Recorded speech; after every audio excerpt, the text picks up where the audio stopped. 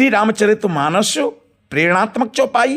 बड़े भाग्य मानुष तन पावा, सुर दुर्लभ सद ग्रंथ निगावा। जाने भावार्थ। बड़े भाग्य मानुष तन पावा, सुर दुर्लभ सद ग्रंथ निगावा।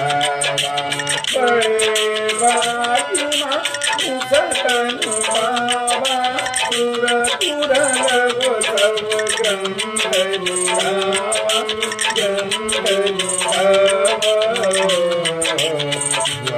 नमो राघवाय।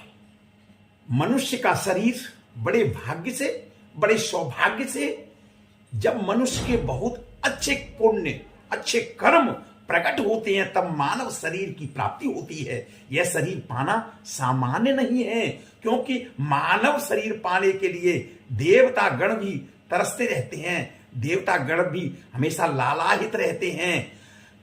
बताया जाता है कि देवता भोग योनि है और देवताओं का शरीर सूक्ष्म शरीर है। मनुष्य का जन्म अत्यंत सौभाग्य से प्राप्त होता है, सौभाग्य से मिलता है।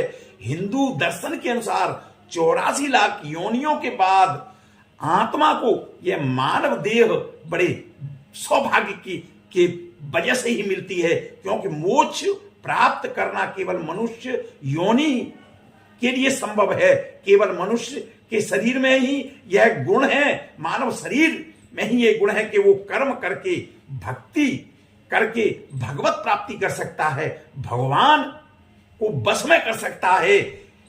अहम भक्त पराधीन, भगवान श्री कृष्ण ने कहा है कि भगवान भक्त के इशारे पर नाचते हैं, भक्त के इशारे पर चलते हैं, भक्त के पीछे पीछे चलते हैं, ताकि उसका चरण धूल उसके मस्तक पर पड़ सके।